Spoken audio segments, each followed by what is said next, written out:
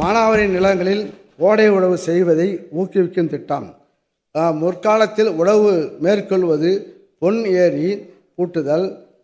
ஏர் பூட்டுதல், சித்திரமேரியின் வைபவம், மதியேர், நல்லேர் என பல பெயர்களில் அழைக்கப்பட்டுள்ளது. மன்னர்கள் ஆட்சி செய்த காலங்களில் சித்திரை முதல் நாளில் பொன் ஏர் உழவு என்பது பெரிய திருவிழாக கொண்டாடப்பட்டுள்ளது. நான் முதலில் ஓர் உழவன், அதற்கு அடுத்துதான் மன்னன் என்று பறைசாற்றும் விதமாகவும் கோடை உழவின் அவசியத்தை எடுத்து கூறும் வகையிலும் அந்நாளில் பொன்னேர் உழவை மன்னர்கள் தொடங்கி வைப்பார்களாம். தற்போதுள்ள வேளாண் தொழிலாளர் பற்றாக்குறை உள்ளிட்ட பல்வேறு காரணங்களால் கோடை உழவு செய்வது பரவலாக குறைந்துள்ளது.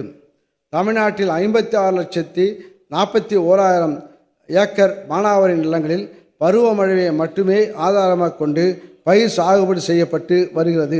எனவே 2025-26 ஆண்டில் 3 லட்சம் ஏக்கர் பரப்பளவில் கோடை உழவு செய்திட ஹெக்டருக்கு 2000 வீதம் மானியம் வழங்கிய ரூபாய் 24 கோடி மாநில நிதி ஒதுக்கீடு செய்யப்படும்.